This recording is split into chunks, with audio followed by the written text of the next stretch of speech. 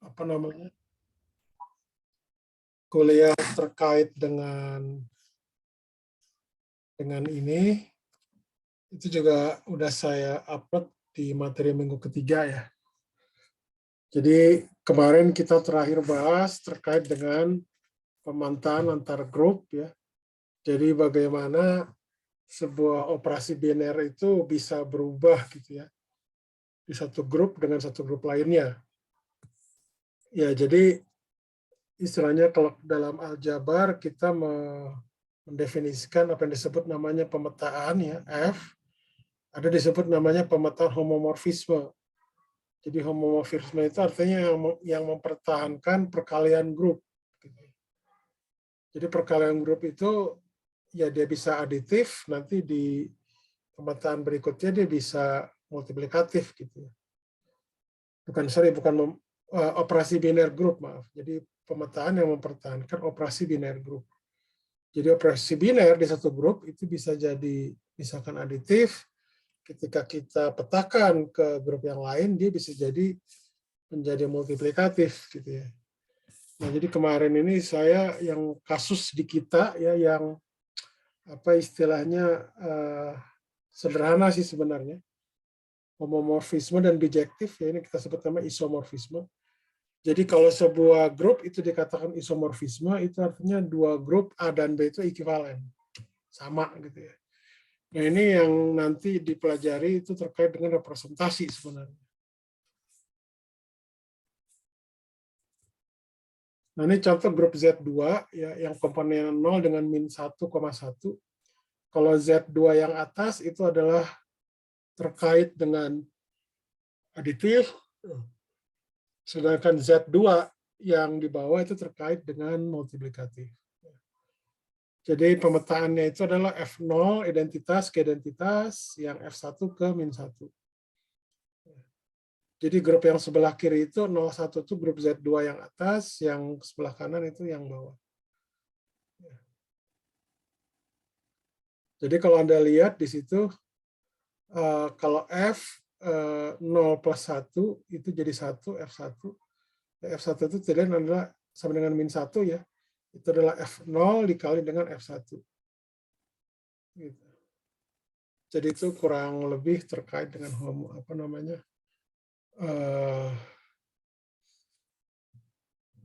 homomorfisme atau isomorfisme ya. Jadi dari dua grup yang dikatakan isomorfisme itu berarti dia ekuivalen. Grup itu sama.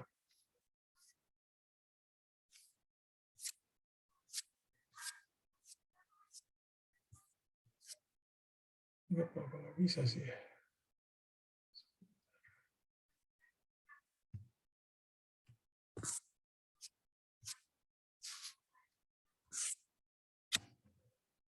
Sebentar ya. Ini kok masalah lagi sih.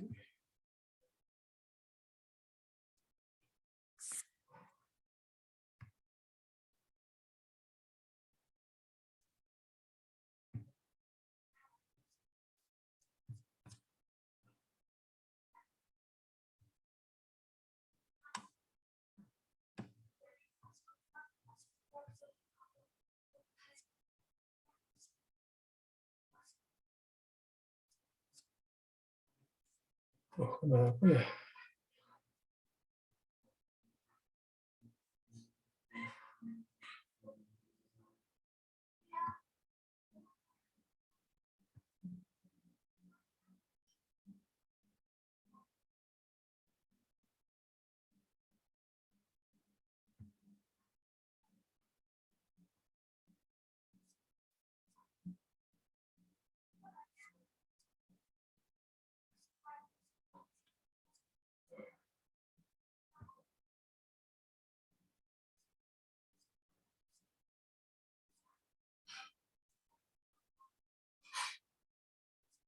Sebentar ya, ini kok anehnya yang ini saya kok nggak bisa dikebawahin. Sebentar.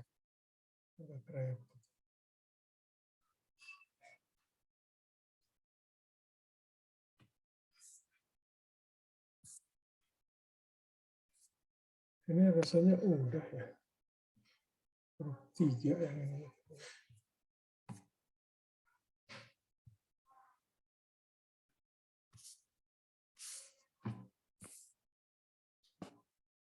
Oke, ini udah belum ya? Belum ya? Grup ini rasanya ini belum ya? Kemarin kan terkait dengan itu. Oh, oke, ya.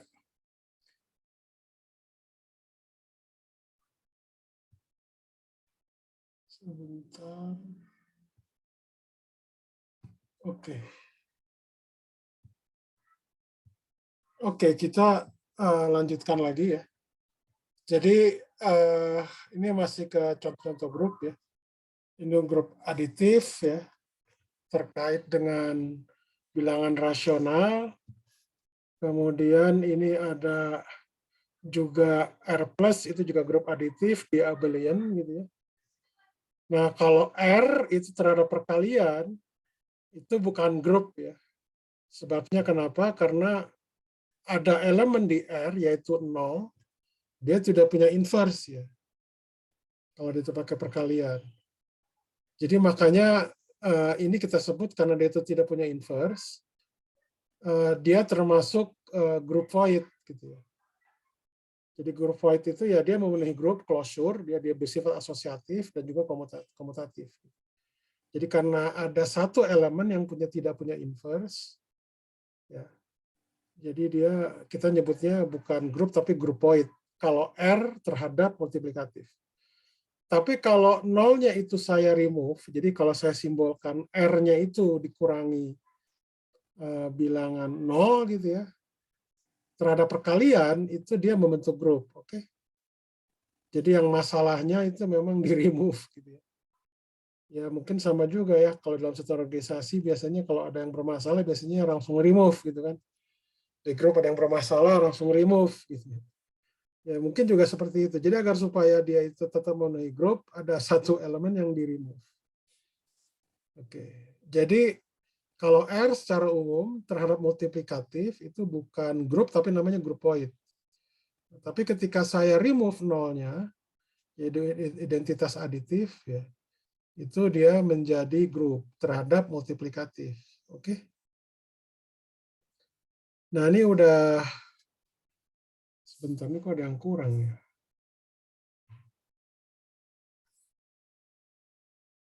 Sebentar. Oh tuh ada udah.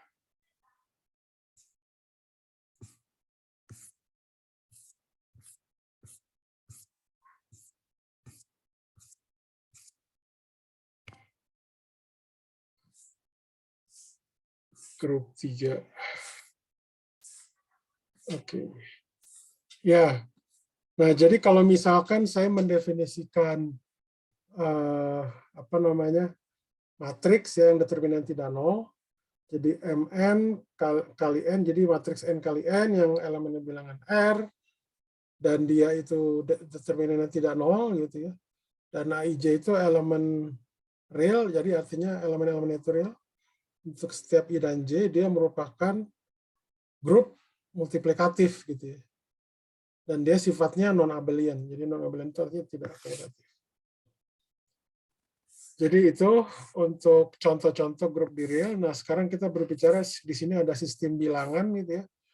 Tadi kita sebut bahwa R di sini ada bilangan real, ya simbolnya ini. Kemudian ada lagi nanti bilangan kompleks, ya.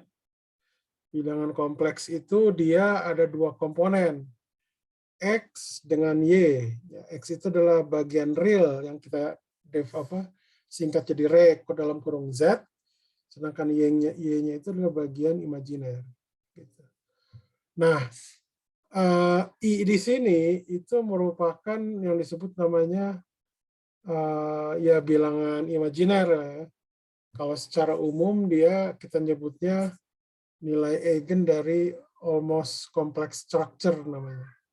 Jadi I di sini adalah bilangan yang terkait dengan struktur kompleksnya. Jadi kita sebut bilangan imajiner. Dan I kuadrat itu sama dengan min 1. Gitu. Nah, jadi kalau X dengan Y itu sendiri secara umum itu adalah bilangan real. Nah, jadi memang untuk bilangan-bilangan yang punya struktur kompleks, secara umum nanti kalau kita pelajari yang kalau pelajari lebih lanjut, kalau geometri yang mempunyai struktur kompleks itu biasanya dimensinya genap. ya, kelipatan dari 2n. Gitu. Itu secara umum. Kemudian kalau untuk kompleks konjugat, jadi ada disebut namanya pemetaan, yang disebut namanya kompleks konjugat, disimbolkan bisa Z bar atau Z bintang, yaitu adalah X kurang IY. Jadi Z itu sama dengan X plus IY, kalau pasangan konjugatnya itu adalah X min IY. Gitu. Jadi kalau kita lihat di sini, kalau kita bicara tentang modulus dari sebuah bilangan Z, bilangan kompleks, itu yang disebut namanya modulus Z, gitu ya.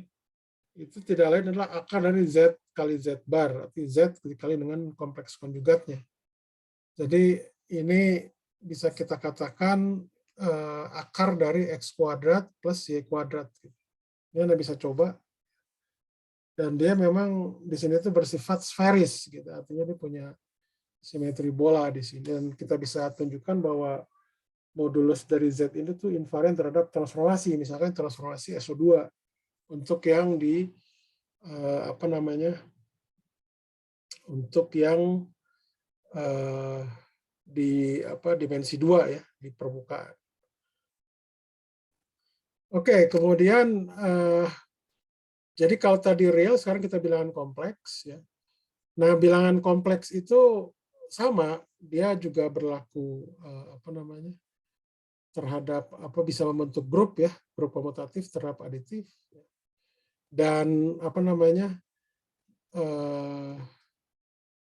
identitas penjumlahannya itu kita sebut 0. Jadi 0 di sini maksudnya bukan 0 memang 0 ya, istilahnya. Ya memang dia itu 0, tapi artinya kalau di bilangan kompleks dikatakan 0 itu ada bagian realnya 0 dan juga bagian imajinernya itu juga 0.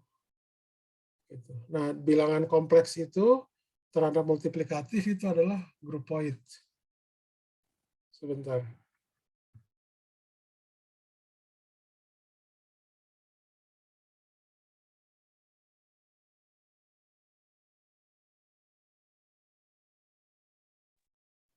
Oke. Nah, ini sama halnya juga dengan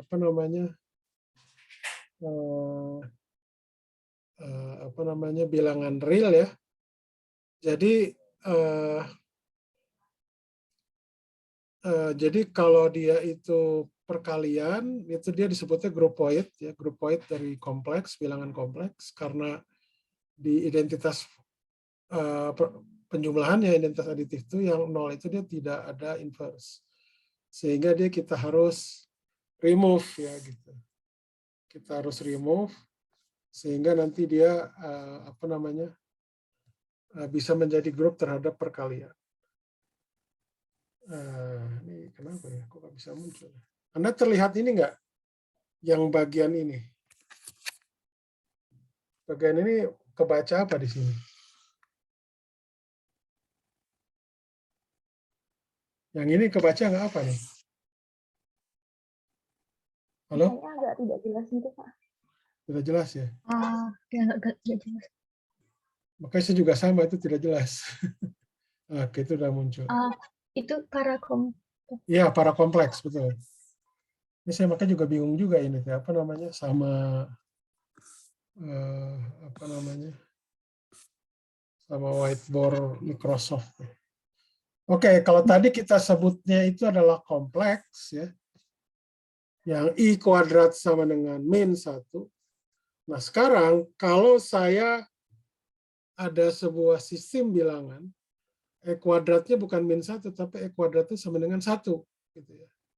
Jadi E kuadrat sama dengan 1 itu bisa merupakan, ya itu punya nilai eigennya min 1 atau plus 1. Gitu ya. Jadi kita sebutnya misalkan C para kompleks, kita nyebutnya. Jadi kalau E kuadrat sama dengan min 1 itu kompleks. Kalau E kuadrat sama dengan 1 itu kita nyebutnya para kompleks. Gitu. Jadi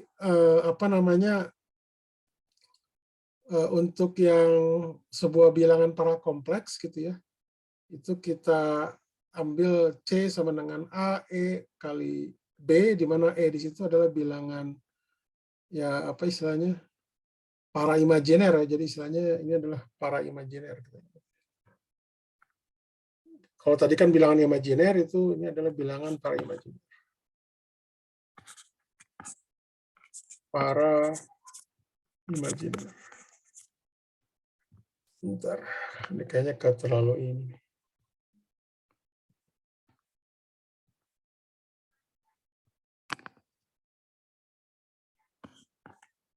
Bilangan para imajiner.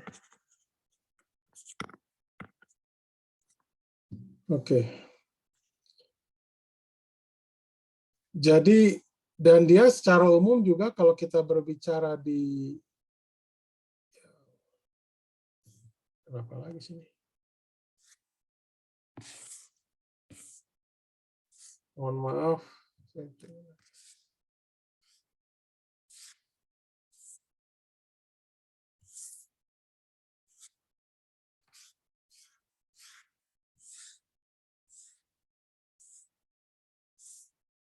Oke, sorry.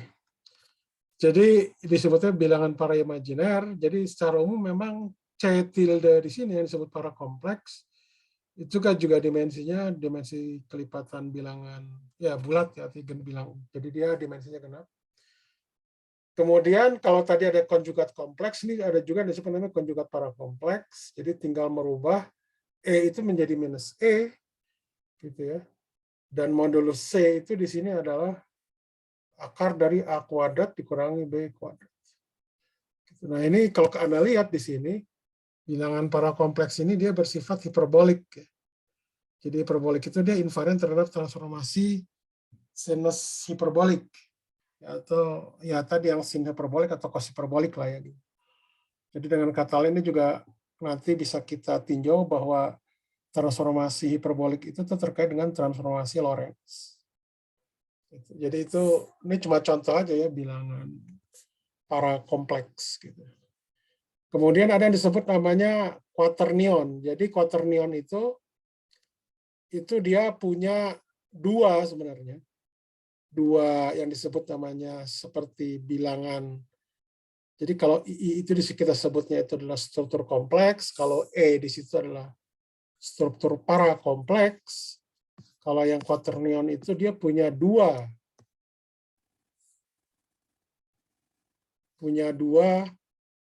struktur kompleks ya, I dengan J gitu ya. Jadi kenapa dia itu yang ketiga yang tidak saya sebut karena yang ketiganya itu merupakan hasil perkalian dari I dan J. Jadi dia bukan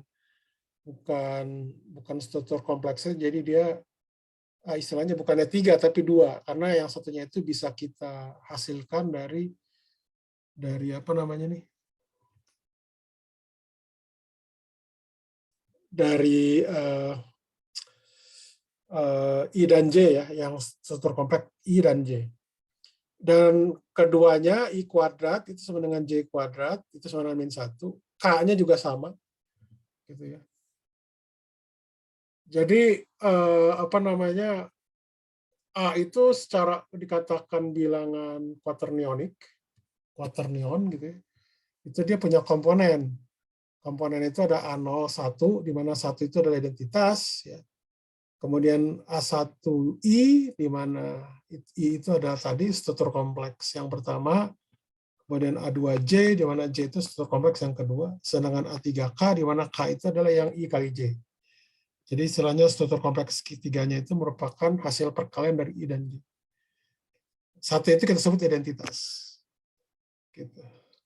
Dan dimensi quaternion ini karena dia punya dua struktur kompleks, jadi kalau tadi yang kompleks itu dia kelipatan 2n, ya punya satu. Kalau dia itu ada di quaternion karena dia ada dua struktur kompleks, jadi dimensinya itu dua kalinya lagi, jadi 4n gitu dimensinya. Kemudian juga kita bisa bentuk lagi yang disebut namanya para quaternion gitu ya. Jadi tinggal Anda ganti aja I kuadrat dengan J kuadrat itu dan juga K kuadrat itu sama dengan 1. Gitu ya. Itu para quaternion. Dan dimensinya juga sama 4n. Aduh, berapa gini ya.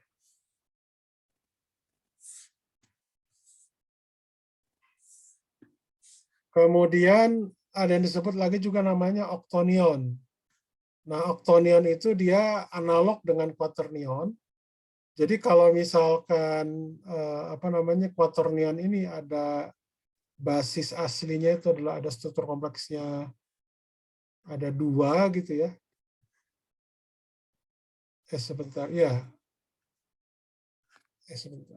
Tadi sebentar.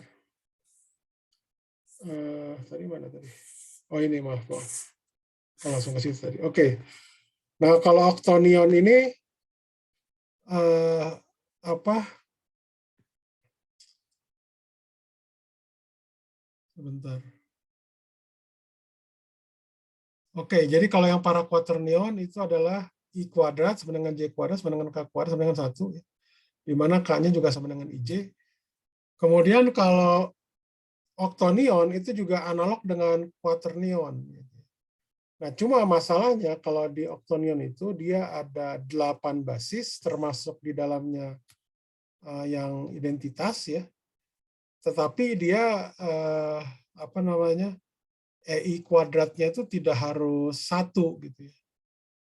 Jadi octonion itu seperti itu. Dan kalau Anda lihat di situ octonion itu terkait nanti dengan apa istilahnya matriks Gell-Mann, ya. Jadi dia merupakan generator atau yang bisa kita bentuk apa, jadi generator ini adalah pembangkit, ya, generator misalnya pembangkit grup SU3 namanya. SU3 sebentar.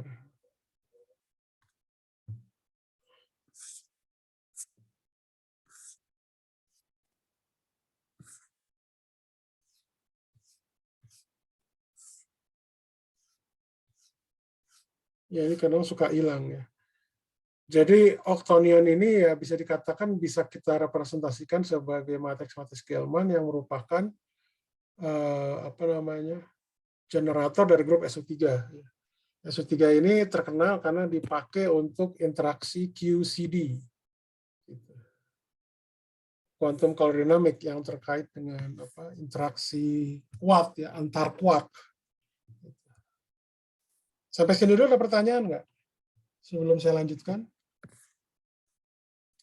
Nanti ini kan saya kasihkan juga ya untuk materi minggu keberapa sih? Sekarang minggu keempat ya? Kalau tidak salah sih minggu keempat ya. Kita mulai kuliah itu tanggal berapa sih? Ada yang ingat nggak?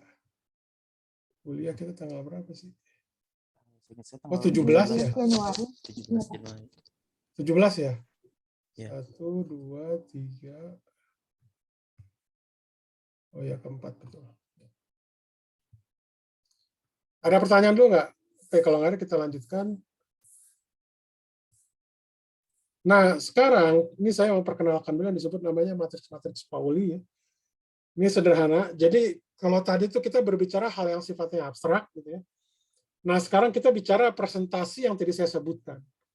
Nah, representasi yang saya sebutkan itu nanti bisa kita nyatakan dengan salah satunya itu dengan matriks Pauli misalkan, ya.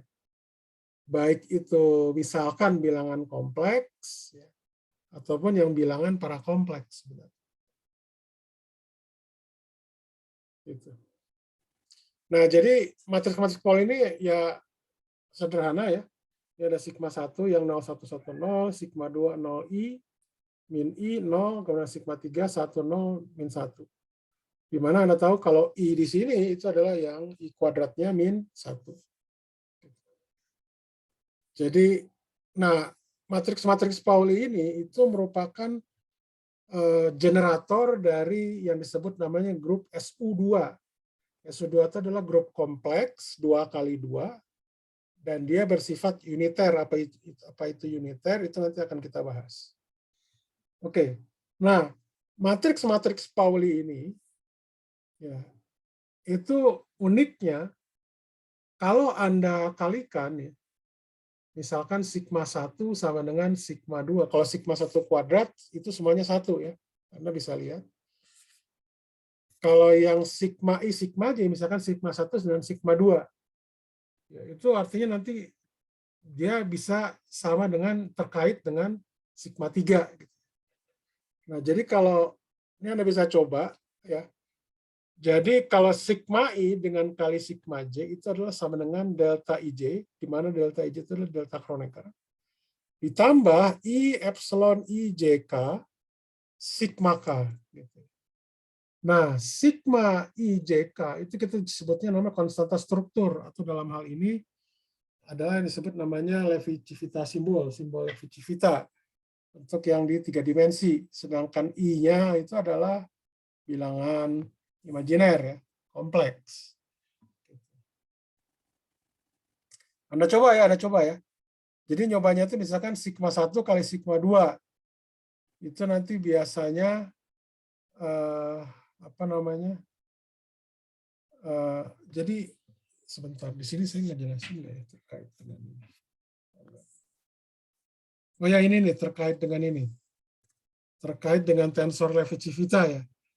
Jadi kalau sigma 1, ya, sigma IJK itu nilainya 1 kalau permutasi genap, min 1 kalau permutasi ganjil, 0 kalau yang sama.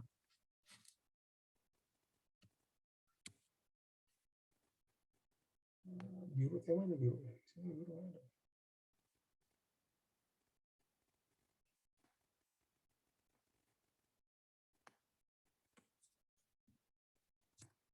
Contohnya begini.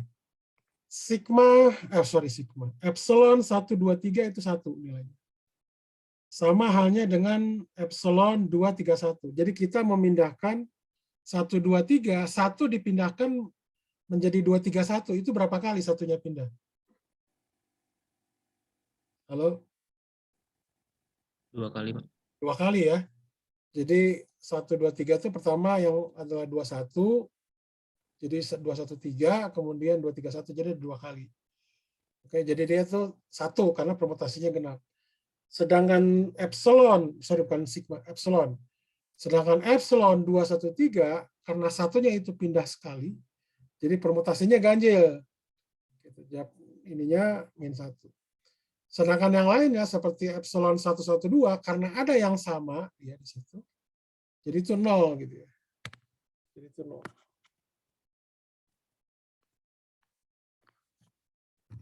Oke.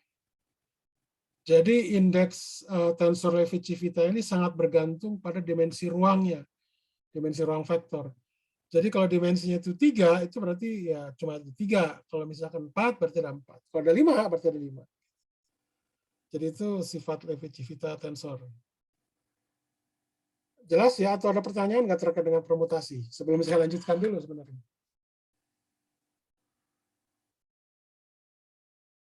Ada pertanyaan? Atau hal yang kurang jelas?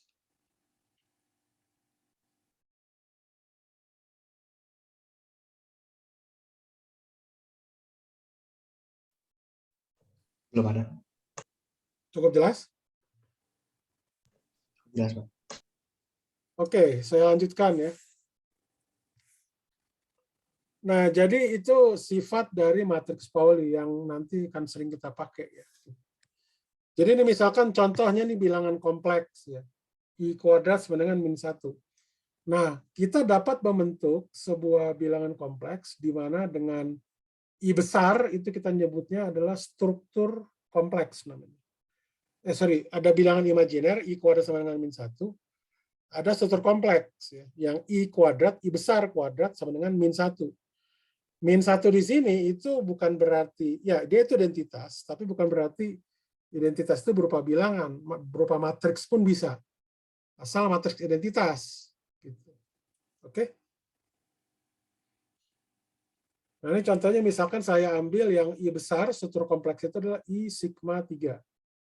Ya, di mana 1 di sini itu adalah yang dimaksudnya adalah identitas 2 kali 2. Ya, identitas 2 kali 2. Jadi kalau misalkan saya menggambarkan bilangan kompleks pakai matriks, ya, di mana Z itu adalah A1 ditambah I besar B, ya, di mana 1 itu adalah matriks identitas, ini Anda lihat di sini. Jadi Z di sini itu bisa merupakan ini, apa tuh namanya, A plus IB, 0, 0, A min IB. Kemudian ini juga kita sebutnya ada yang disebut namanya Hermitian konjugat, Z itu. Hermitian konjugat itu maksudnya itu adalah dia transpose, kemudian dikompleks konjugatkan. Tapi karena ini adalah matriks diagonal, yang diagonal utamanya tidak nol, maka simbol dagger ini, yang Hermitian ini, itu sama halnya dengan Z kompleks konjugat ya, atau Z bar. Gitu. Jadi dapatkannya seperti ini. Oke.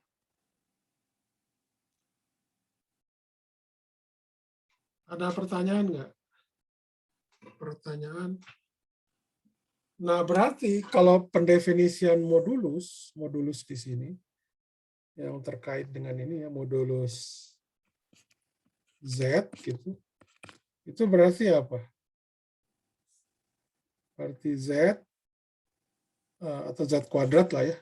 Ini adalah Z kali Z bar, gitu ya. Ini cocoknya mungkin determinan kali ya, sebentar. Jadi karena ini matriks, jadi dia determinan.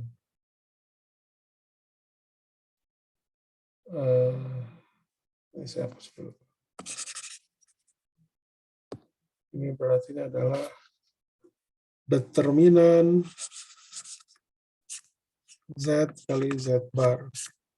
Karena representasinya matriks. Jadi ini tidak lain adalah apa?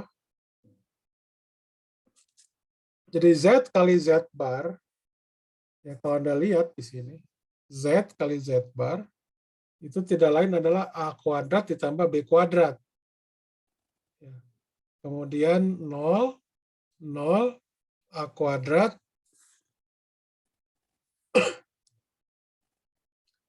jadi ini adalah tidak lain determinan, dari A kuadrat plus B kuadrat, 0, 0, A kuadrat plus B kuadrat. Dan ini tidak lain adalah, jadi agar supaya ininya sama, ini menjadikan A kuadrat plus B kuadrat, kuadrat gitu kan ya. Nah, jadi ini harusnya diakar berarti. Jadi ini diakar. Jadi ini diakar. Jadi ini dapat nanti A kuadrat plus B kuadrat. Begitu kalau untuk yang representasinya matriks. Untuk yang bilangan kompleks. Nah, sedangkan untuk yang parakompleks misalkan, untuk yang parakompleks itu ya sama, yang struktur parakompleks itu kita ambil 1, 0, 0, min 1. Di mana di sini Anda bisa lihat kalau I kuadrat itu pasti sama dengan 1. Ya. Jadi nanti sama, kalau Anda ambil modulusnya, nanti diambil pakai determinan akar, gitu, akar dari determinan. Jadi sehingga didapat nanti itu adalah modulus kuadratnya dari A kuadrat itu adalah A0 kuadrat dikurangi A1 kuadrat. Ada pertanyaan dulu nggak sampai sini? Sebelum saya lanjutkan. Jadi ini adalah merupakan representasi bilangan kompleks dalam bentuk matriks. Kalau tadi bilangan kompleks memang pakai bilangan. Nah, kalau yang parakompleks memang yang apa istilahnya agak susah untuk digambarkan menggunakan bilangan. Jadi dia biasanya parakompleks itu kita gambarkan menggunakan matriks biasanya. Ya, Rami, ada pertanyaan? Maaf sebelumnya Pak, tadi itu Z yang Hermitian ini sama dengan Z konjugat sama dengan Z bar ini kenapa ya Pak? Kenapa ya Pak? Ya, karena kan kalau matriks itu kan, jadi gini, kalau Z Hermitian itu kan transpos kemudian kompleks konjugat kan. Oke. Jadi yang disebut namanya konjugat Hermitian. Jadi ini saya tulis aja di sini. Jadi maksudnya konjugat Hermitian itu adalah Z. Bentar. Jadi Z dagger gitu ya. Itu tidak adalah, ini saya kasih kurung ya, Z transpose kali kompleks konjugat. Tapi karena dia itu diagonal, ya kan kalau matriks diagonal kan ditransposkan kan sama aja. Gitu. Jadi karena dia sama aja ya berarti Seperti misalkan Z sama dengan ini. Ya, A plus IB 0, 0, 0, A min IB. Ini kalau saya transposkan gimana? Sama aja kan? Jadi maksudnya matriks itu sendiri gitu maksudnya. Jadi makanya dalam hal ini kalau untuk matriks yang diagonal itu apa namanya Z daggernya itu sama dengan Z kompleks konjugatnya. Jadi analog seperti sama halnya seperti bilangan. Itu mudah-mudahan bisa menjelaskan. Ada lagi yang lain? Atau ada pertanyaan tambahan? Jelas, Pak. Oke. Oke, ada lagi yang lain? Oke, sekarang kita lanjutkan ya. Jadi itu untuk yang para kompleks. Nah, kalau quaternion, quaternion IJK, itu kita bisa mengambil struktur kompleksnya, itu adalah I sigma 1, J sama dengan I sigma 2, kemudian K sama dengan I sigma 3. Gitu. Itu pastinya memenuhi I kuadrat sama dengan J kuadrat sama dengan K kuadrat sama dengan min 1. 1 di situ itu adalah matriks 2 kali 2 ya, identitas. Gitu. Kemudian ada lagi yang disebut namanya octonion. Ya, itu nanti bisa Anda lihat di bukunya Ryder ya. Ini itu kenapa hilang ini? Ryder yang PFT. Sebentar di saya ada nggak ya? Sebentar.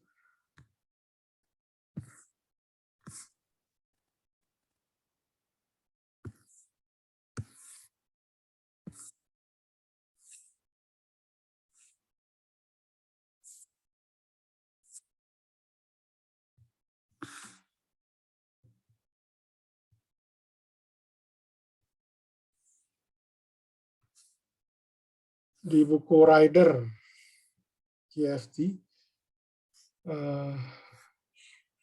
halamannya bisa ini sih. Ntar coba saya lihat dulu ya. Ada nggak saya di sini? Biasanya sih ada. Bentar.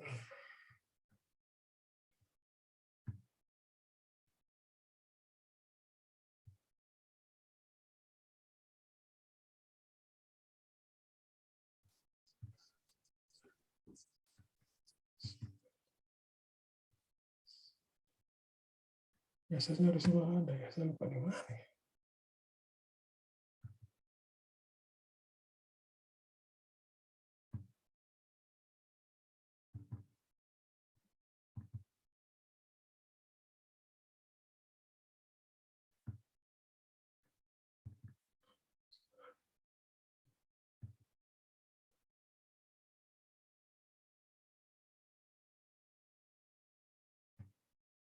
Di sini nggak ada.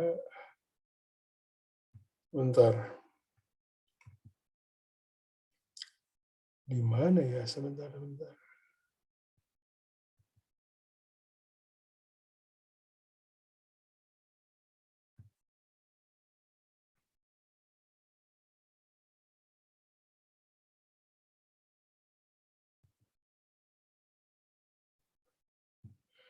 Kan, ini QFT. QFT.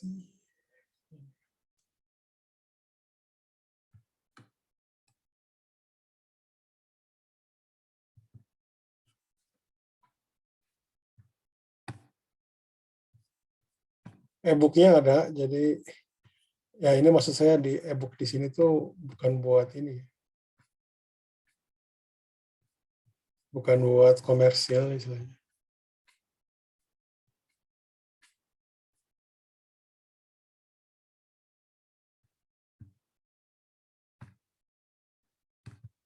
Ini terlihat nggak? Terlihat ya? Lihat, Pak. Oke, sebentar. Ini yang udah particle physics. Yang tadi SO3. Nah, ini nih yang apa namanya? Matriks Pauli ya. Nah, matriks Pauli itu memenuhi seperti inilah kurang lebih. Sigma X itu adalah 1, sigma Y itu adalah 2, sigma Z itu adalah sigma 3. Ini akan kita bahas ke sini. Di sini harusnya ada matematik Pauli.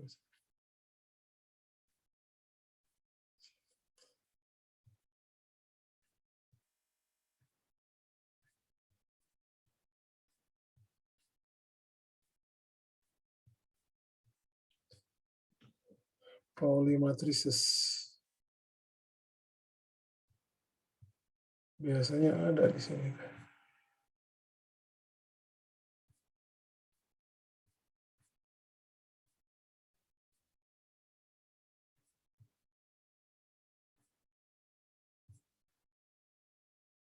Ya paling kalau Pauli matrix itu palingan cuma yang ini aja kali ya. Tapi rasanya saya pernah lihat juga ada bentuknya yang lain. Di sini nggak pasti bukan ya. Bukan.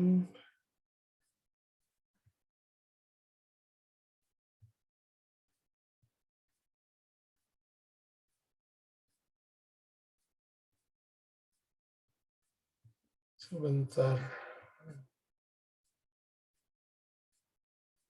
Ya di sini kayaknya cuma yang tadi aja nggak. Nah ini nih sifat matriks Pauli ini. Jadi ini yang disebut namanya hubungan komutasi seperti ini.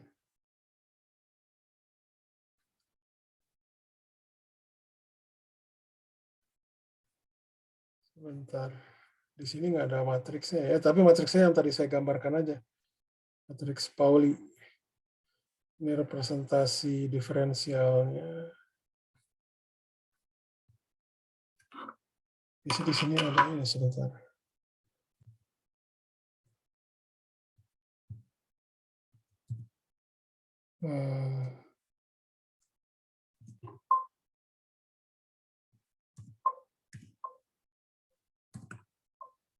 Oh, dia nggak bisa ini.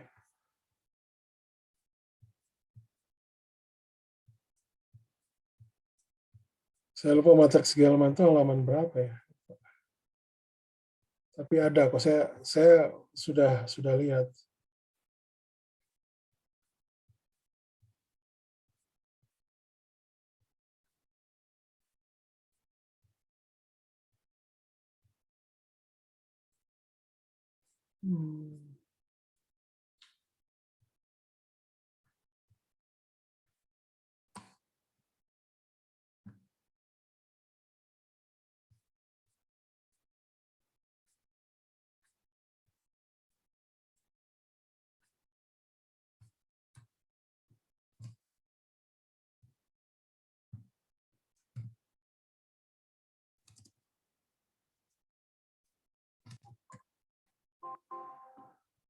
Ya, pasti emang nggak bisa.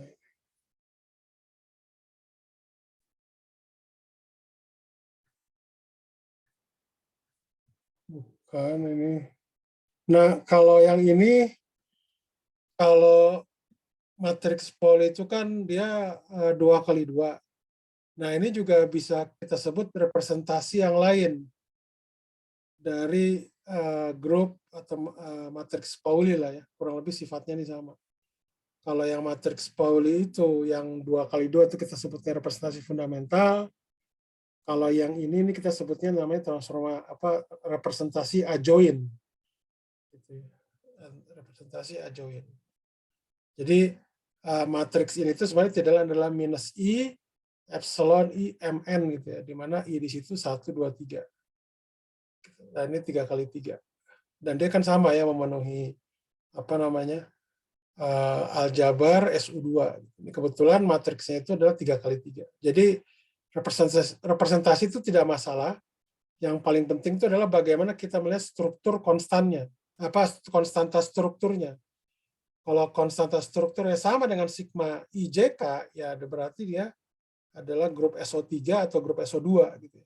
Aljabar SO3 atau aljabar SU2 gitu. Dan mereka konstanta struktur ini dia memenuhi identitas Jacobi yang seperti ini. Oke, itu catatan saja. Kita lagi nyari ini kan, matriks Gell-Mann ya. Matriks Gell-Mann.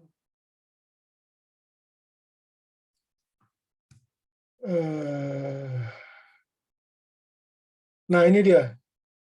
Jadi di beberapa nih, tentang halaman 122. Jadi ini adalah matriks Gell-Mann ya. Jadi ini adalah kita nyebutnya generator dari SU3 gitu ya. SU3. Nah, jadi dia ada 8 di situ. Nah, ini kalau Anda lihat ya, kalau Anda kuadratkan masing-masing, dia tidak mungkin akan menjadi apa istilahnya? -1 atau +-1 ya. Karena dia walaupun dia jadi diagonal satu dengan satu, tapi yang ketiganya itu 0. Jadi dia makanya kalau untuk oktonion dia berbeda. Dia tidak harus lambda I kuadrat itu sama dengan +-1. Ya. Jadi dia karena apa namanya dia berbeda gitu dengan yang quaternion.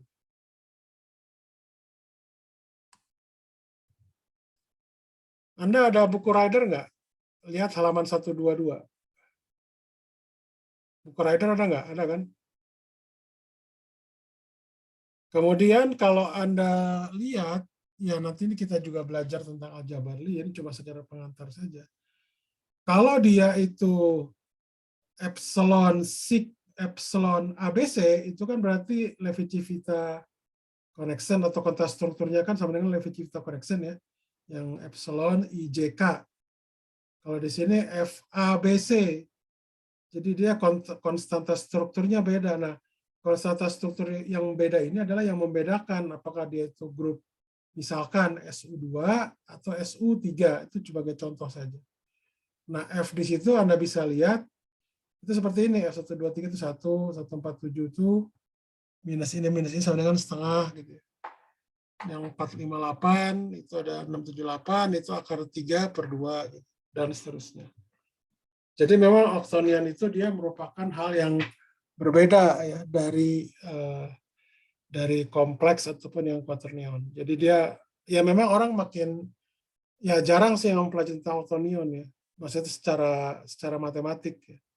Orang banyak yang pelajari itu dia kalau nggak geometri kompleks atau geometri yang quaternion. Kalau yang oktonion itu orang jarang karena apa namanya basisnya makin banyak dan makin rumit untuk mempelajarinya gitu. Tapi aplikasinya itu sudah ada. Oktonion itu dia untuk menggambarkan interaksi quark gluon ya di QCD, di quantum chromodynamics atau quantum color dynamics. Kira-kira itu ada pertanyaan nggak? Ini Anda coba ya, kenapa demikian? Anda coba. Jadi Anda masih muda itu harus banyak latihan gitu ya. Ini matriksnya udah ada dan tinggal apa namanya? Jadi kalau A, B, jadi begini. Yang dikatakan ini tuh gini. Jadi kalau A, B, yang dikatakan hubungan komutasi itu adalah AB dikurangi BA. Maksudnya itu.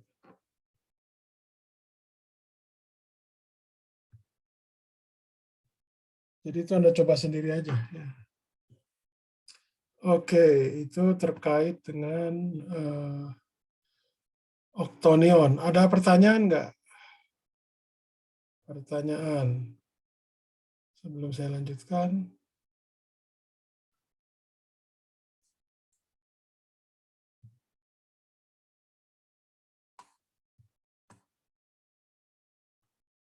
Oke. Nah ini juga kita nyebutnya ada yang disebut namanya para quaternion, yaitu sama ya. I kuadrat sama dengan J kuadrat sama dengan K kuadrat sama dengan 1. Jadi IJK-nya diambil sigma 1, sigma 2, sigma 3. Jadi tidak ada I-nya di situ. Ya, itu yang namanya para quaternion.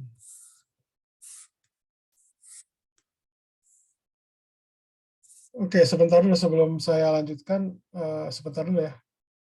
Saya mau ke belakang sebentar. Sambil menunggu pertanyaan dari Anda.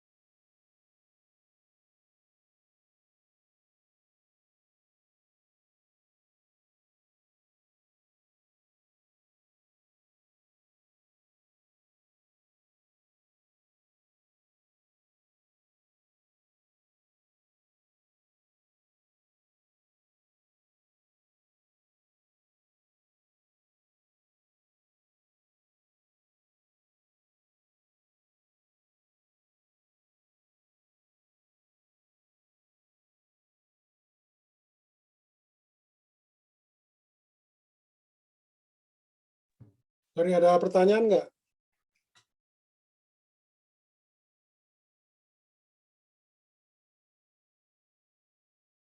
Ada pertanyaan? Atau jelas atau gimana?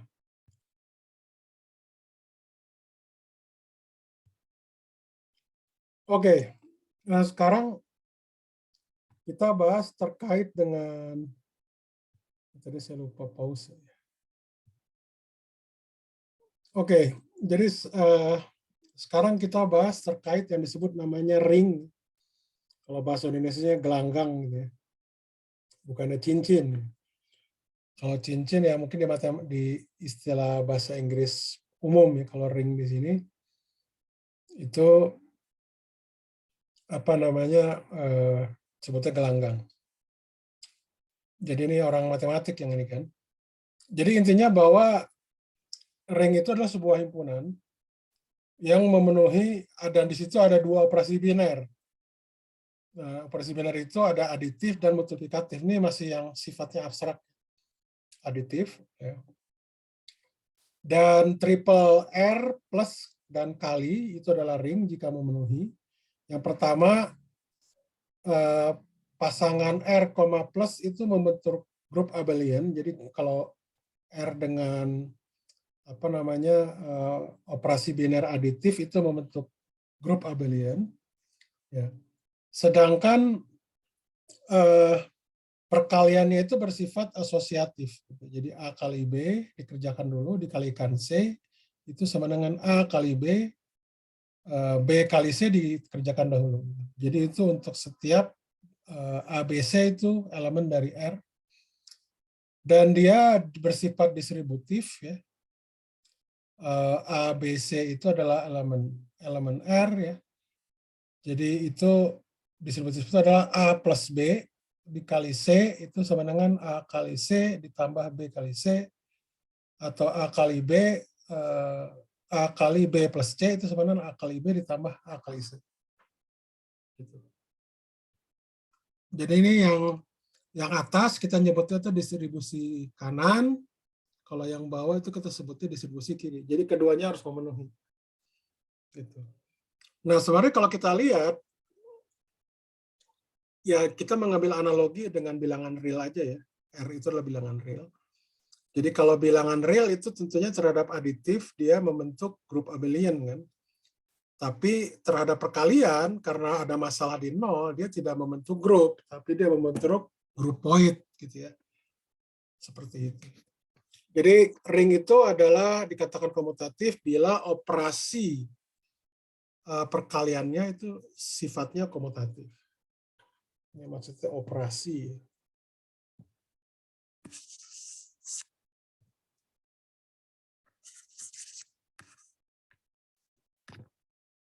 Oke. Nah, kalau ring tersebut mempunyai identitas, ya, artinya jika terdapat satu elemen dari R di mana 1 kali A itu sama dengan A kali 1 sama dengan A untuk setiap A itu adalah elemen dari R. Nah, ini contoh untuk yang R itu adalah bilangan real ya. Triple R bilangan real, operasi biner plus dengan perkalian, itu dia membentuk ring karena R dengan perkaliannya dia membentuk grup point, jadi dia memenuhi. Jadi triple ini tuh kita sebutnya adalah gelanggang. Ada pertanyaan dulu nggak terkait dengan masalah gelanggang? Bilangan kompleks gimana? Sama, bilangan kompleks itu plus, koma, dengan perkalian itu juga dia membentuk ring. Jadi ring kompleks, kalau ini adalah ring bilangan real. Seperti itu.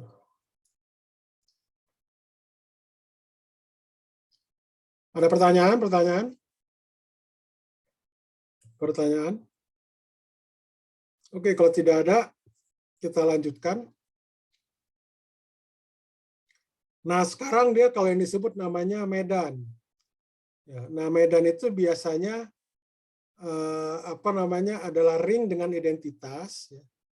Jadi itu adalah identitasnya identitas perkalian, bukan identitas aditif. Ya. Jika untuk setiap A elemen R dan A tidak sama dengan 0, terdapat B elemen dari R, di mana A kali B sama dengan B kali A itu sama dengan satu, itu yang disebut namanya division ring. Jadi artinya bahwa field itu artinya bahwa untuk yang elemen tidak nolnya itu dia mempunyai inverse. Nah, itu kita sebut namanya division ring atau field.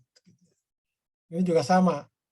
R plus dengan kali, ya, dengan cross istilahnya, real plus dengan cross itu juga medan atau field. Dia juga ring tapi juga medan. Kenapa? Karena dia punya identitas. Dan untuk setiap elemen yang tidak nol, dia punya inverse.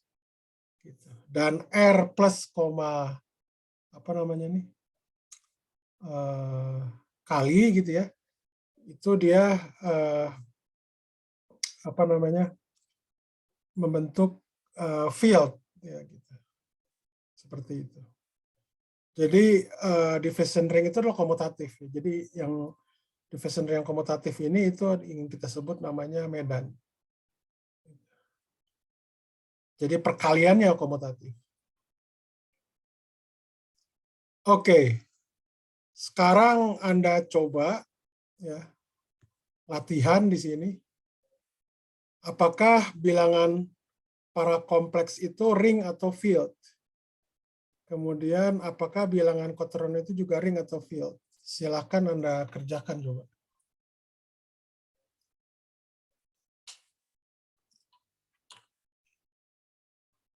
Ada pertanyaan dulu nggak sebelum membahas tentang latihan?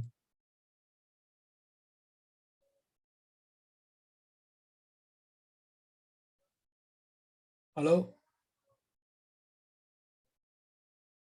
Tes. Ya Pak. Ada pertanyaan nggak? Saya mau tanya Pak. Ya, Jadi silakan. Gampangnya field itu berarti ring, tetapi punya identitas ya Pak. Kalau yang di ring tadi nggak Division perlu ring. disyaratkan identitas. Ya, jadi gini, field itu adalah ring yang punya identitas. Oke? Dan perkaliannya itu adalah komutatif. Perkaliannya. Ya, perkalian antar elemennya Pak. Ya, itu komutatif. Karena kan dia terhadap aditif sudah abelian, oke? Yang dikatakan komutatif di sini itu adalah dia terhadap perkaliannya, bukan aditifnya. Itu di sini. Oke, ada lagi nggak? Mudah-mudahan itu bisa menjawab. Ada lagi nggak yang lain? Sebenarnya kalau untuk yang bilangan ini ya emang paling mudah karena dia termasuk ring dan field. Nah, sekarang kalau contohnya ini. Jadi Anda gunakan coba representasi matriks.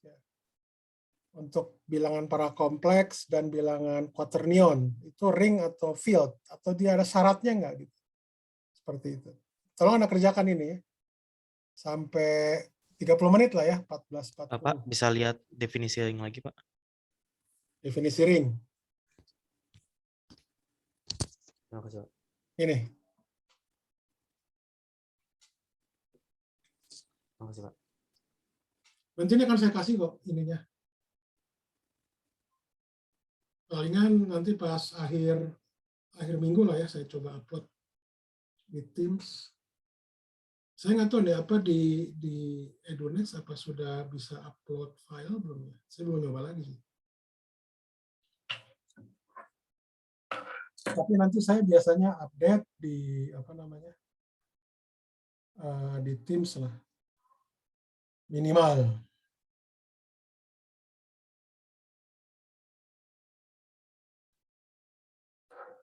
Oke, ada lagi yang lain? Cukup? Ada lagi pertanyaan?